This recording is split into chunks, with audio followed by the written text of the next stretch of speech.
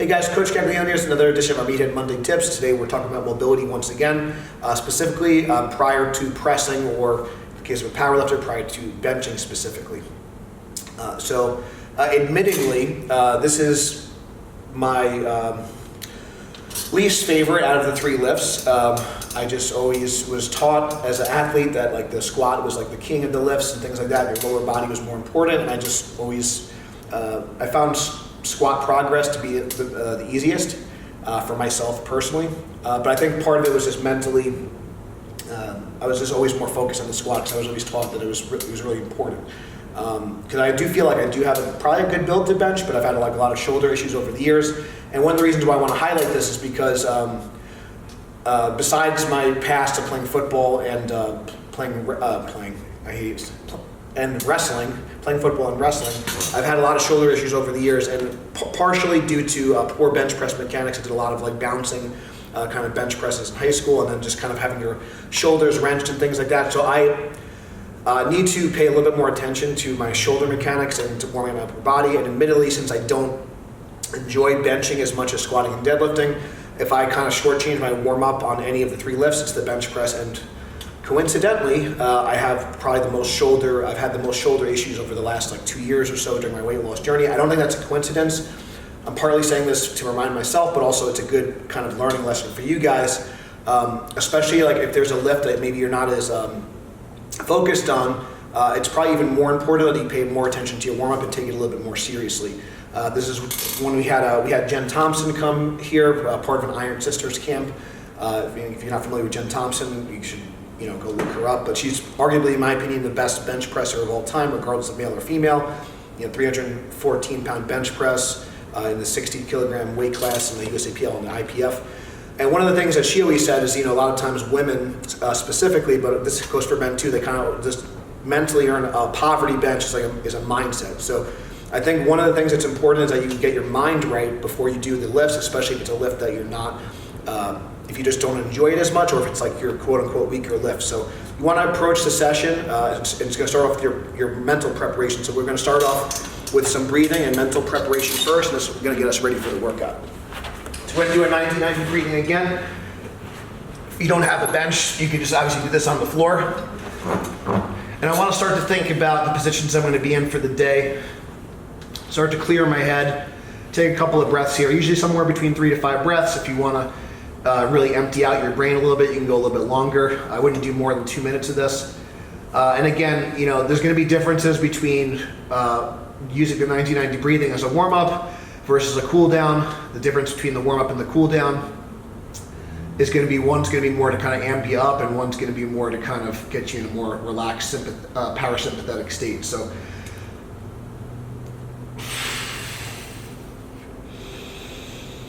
breathing in through the nose, getting a good brace, exhaling fully.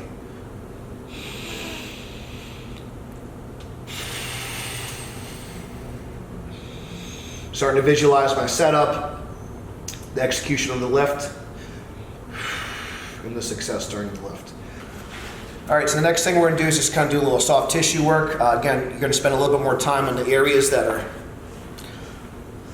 quote unquote tighter.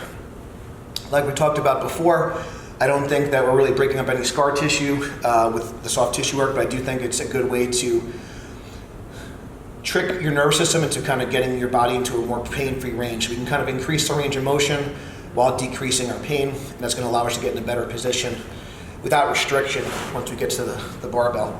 So right here, I'm very tight in my lat. This is the shoulder that's giving me issues, so I'm going to spend a little bit more time on this area. I can roll forward and back. I can kind of tack and stretch. So in the case of bench press, I want to work on both some internal and external rotation and also shoulder extension. I could also kind of get into the pec a little bit here as well. If you have a lacrosse ball or medicine ball, can work well for the pec. So it's starting to feel pretty good, so I'm going to go to the other side.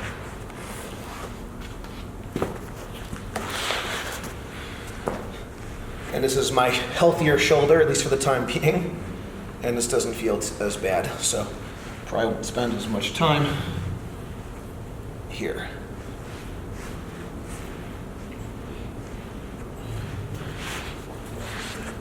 The lats can get very,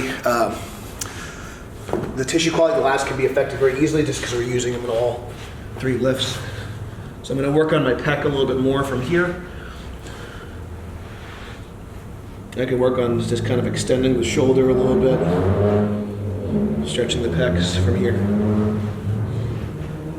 internally and externally rotating. So like the cross ball against a power rack works really well for the pecs. And if you have access to like a medicine ball that's harder, that can work well too. So another thing that's going to be really important to getting a good bench arch is going to be getting hip extension. Although we are, since the spine is not loaded during a bench press, it's okay to get a little bit more spinal extension than we would in a squat or a deadlift. So when we talk about squatting and deadlifting, you want to have the ribs and pelvis kind of stacked, because in a squat we're kind of getting more compression of the spine, and in deadlift obviously there's some tension here at the top and there's going to be some shear forces. So we want to make sure that we have that stacked position when we squat and deadlift. In the case of a bench press, the primary joint that's being loaded is the shoulder, so it's okay to kind of take advantage of that and get a little bit more spinal extension to kind of shorten the range of motion, and it allows for less shoulder rotation, and it's going to help our shoulder health and improve our performance. So when we talk about kind of global extension here, we can kind of get in a little bit more of an arch. So there's a couple of different ways we could do this, but we want to still get some range of motion, not just from the spine, but also from the hips as well. And actually, before I get into the hip flexor stretch, I'll just kind of show, if you really want to focus on your arch, I don't do this all the time, but one thing that we do, quote unquote, like a little bench yoga can be effective if you really want to just work on actual spinal extension. So we call that kind of a cobra pose, excuse me. So I'm actually intentionally trying to work on end range of motion of my spine. So the cobra pose is going to work a little bit more of the lumbar or the low back. And if I go into the Sphinx, working more of the upper back only. So if I want to prep, if you have a big arch, prepping your spine is going to be a good idea. So you can go through some bench yoga. Now we're going to open up the hip flexors.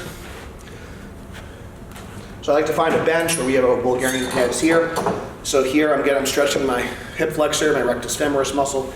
I'm going to squeeze my glute and get nice and tall. So when I squeeze my glute, that's going to drive me into hip extension. If I want to stretch my quad a little bit, I can kind of lean back a little bit more if I want to get some more spinal extension. So now I'm getting my hip flexor and my spine, so my hip and my spine mobilized. So depending on what I'm trying to accomplish, I can work on different positions, squeezing the glute, leaning back, squeezing the glute, arching up.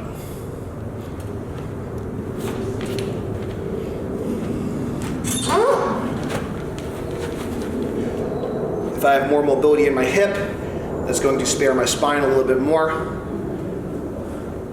And I mentioned before, I kind of strained this hip flexor a couple of weeks ago. Just feeling a little bit tighter. So I'm going to spend a little bit more time on this side. Just like with your workouts, your warm-ups, you want to kind of write them in pencil, not pen, and kind of auto-regulate as you start to feel things pop up.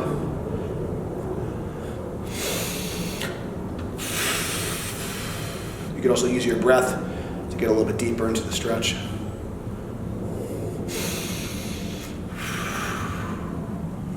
Okay, so this is a staple that I kind of learned from Dr. John Rosen. We're going to take our shoulder through a full range of motion. As I flex my shoulder more and more, I'm going to elevate my scapula, kind of follow that normal scapular humeral rhythm. As I come over my back, I'm going to start to depress the scapula. As I come up, elevate, and depress. So a good way to kind of stretch the pecs is make sure the shoulder's going through a full range of motion. Now I'm in full depression here. Elevate, elevate, elevate, full elevation. And I'm going to do 3 to 5 reps like this, keeping a little tension on the band.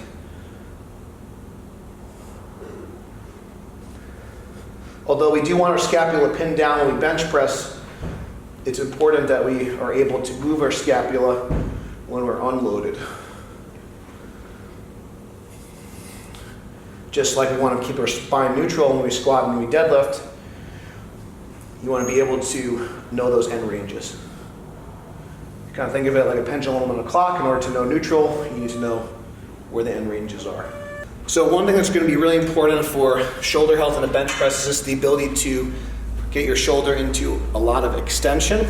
The reason why this is really important, especially someone like myself who's gone through a weight loss journey, if you don't have a really thick torso or a really crazy arch, your range of motion is going to be greater and you're going to have more demands on shoulder range of motion. So if I have a bigger belly, I'm able to touch lower, I'm not going to need as much shoulder extension to touch. As if I have less of an arch or if I'm just smaller, I'm going to need a lot more shoulder extension. We want to be mindful that as we kind of internally rotate, we don't kind of let that shoulder kind of glide forward. It's going to put a lot of pressure on the capsule and it's going to be problematic for our pecs and all that stuff. So we want to be able to, so if I'm here, that's kind of my maximum shoulder extension while keeping that retraction. So we could use a TRX or a dowel rod to do this. This is something that Dr. Albert's been having me do. I'm going to press and extend. To press and extend. This would also be good to do before you deadlift as well, just to kind of get your lats going a little bit. And if I want to kind of stretch a little bit, I could also use TRX handles. If I want to kind of just get like a deeper stretch, I can go. So this is in an externally rotated position. So I'm just kind of prepping my shoulders to get into that maximal extension. So if that's something you have trouble with, if you have trouble kind of dumping the weight in the bottom, that could be a useful stretch to do before you bench. Next one's a staple for us, band pull apart, just great for activating the upper back, learning to hold and retract the shoulder blades in position. So when we think about when we're benching, we want to be able to hold that retraction and pin our shoulder blades. Think about kind of pinching a coin in between your shoulder blades is a good cue. Have little dog ears on the band, so that way we have tension. We want to have wrist, elbow, and shoulder in alignment at the start. We're going to get to our touch point, come back in. I can do these, if you have trouble dumping into your lower back, I could do these against the wall, I could do these supine.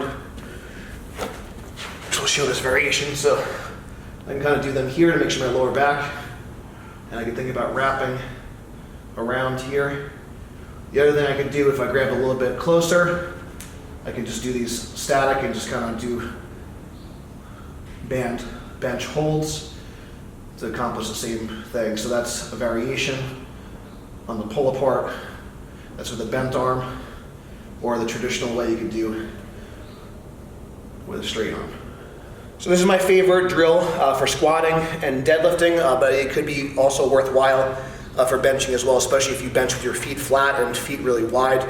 So this could be potentially useful or not, depending on your bench style, but I do think the shin box is going to be useful for benching as well. We're going to work on the rotation of the hip. And if you want to go through the full version of it, you can watch our squat video.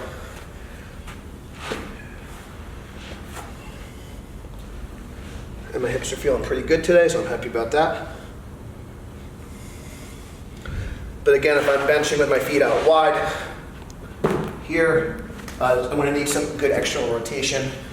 So that's going to be important for the bench press as well.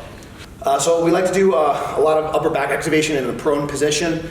Specifically for the bench press, we're going to work on shoulder extension and also internal rotation. So by doing this prone on the floor, it's going to help kind of keep us grounded, so we're not going into too much lower back extension, and we're getting pure extension and internal rotation at the actual shoulder itself. So if we think about the bottom position of the bench press, we need to have that internal rotation to keep our scapula retracted, and we need to have that extension to keep our chest up and have a good position with our lats engaged in the bottom. So a couple of points here. Try to mimic your bench position. Thumbs about nipple line, and we're just going to lift and squeeze. You could do long holds here or multiple repetitions and shorter holds. We want to make sure that we don't dump our shoulder forward and we're keeping the shoulder retracted and pulled together. For the O, we're going to sweep around. Depending on how much internal rotation you have, you may not be able to get it. You might be here, you might be here. Try to get your fingers to touch. We're going to extend the shoulders first, retraction, and then push into internal rotation. Try to keep the wrist neutral with here. I can come back to the surfer, back to the O. Surfer, O. When we're talking about leg drive in the bench press, we're going to be we need to have the hips extended in kind of a bent knee position. So we're going to have the knee slightly flexed, so the hamstrings are going to be a little bit shorter, but we still need to get that good glute activation. So if you can think about, if I was flipped upside down, I'd be in a bench press position. So I'm engaging my lats, I'm twisting my hands in the ground, wrist, elbow, shoulder in alignment, knee and hip in alignment. I'm going to drive this knee down to the floor, drive this hand down to the floor, and then extend my hip, trying to get hip extension without spinal extension. So we can do this from a quadruped position.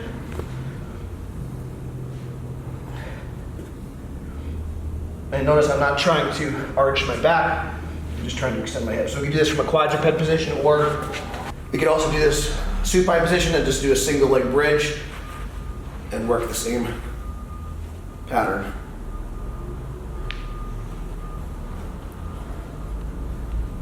We want to learn to get that leg drive.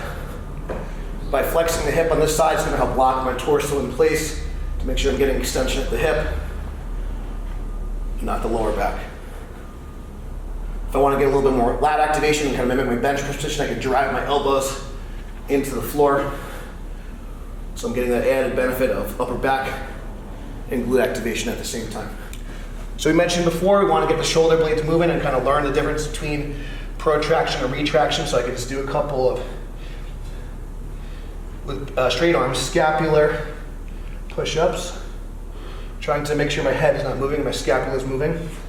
If that's easy on all fours, we can go to a push-up position, or even a plank position where we're learning to lock the torso down, protract, and retract the scapula. One of the most common faults in the bench press is elbows flaring, scapula protracting early, kind of collapsing at the back. There's a couple of different ways we could do this. I mentioned before when we were doing the pull-up parts, if you have a band, you can grab a little bit closer. Try to get to your bench width, and you can kind of do some bench rows here. The band's trying to pull me out of retraction, so I need to hold that position. I like to use a hip circle squat for this. Depending on if you want to work, what you want to work. With a lighter one, I can kind of just work on external rotation here. So the band's pulling me into internal rotation, so I can just kind of do that. Or I can hold it static. So that's around the wrist. I'm just going to isometrically work external rotation because the band's pulling me into internal rotation. With a heavier tension band, you can still do it a little bit harder. You might just hold it static here. The other thing that you could do is put it above your elbows and work on spreading. And this would be very specific if you are an equipped bencher. You could do this with a slingshot as well. Again, the band's pulling my elbows in. I should say pulling my elbows together, so I need to keep them out and keep the back retracted. So if you get it above the elbows, you could actually use a much heavier band or slingshot tension for this. So I'm using a hip circle sport for this one, or you could also use like a tight slingshot as well. But basically we want to mimic that bench position and hold. It's a great way to kind of strengthen the muscles around your rotator cuff and upper back. The last thing that you could do, and you could do this with or without the hip circle, you can just do some rows, and ideally you could do this on your back. You just do the standing here, but it's just going to kind of mimic your touch point. So I'm kind of working that upper back position that I would need for the bench press. Especially if you're someone that tends to touch too high, doing these reverse rows can be very helpful. And if you, we have a video on this, but you should also look up descenso rows, where you're kind of hanging it from upside down on a power rack. That's even better because you can get your bench setup as well. But basically that R&T technique, it's reactive neuromuscular training. The band's feeding you into the compensation, so a lot of times we get into too much internal rotation or losing the scapular position. So the bands teach you to reflexively stay in that position. Keep the shoulder blades down and back, keep the lats engaged, keep the chest up, keep the sternum high. So when we talk about warm-up, we want to, again, we want to make sure our hips, our ankles, thoracic spine's warmed up and mobile. We're activating the lats, the core, the hips, the glutes, and the upper back. So working on the 6 key areas. And we're also working on skill practice. So a lot of these drills are going to help teach us to get in the right position for the bench press. If this video helped you, please subscribe. Please check out the links below. If you want to support the program, get a book, get some coaching, write us a review. Every little bit helps. Thank you guys so much for watching. Until next time, stay strong, and we'll see you soon.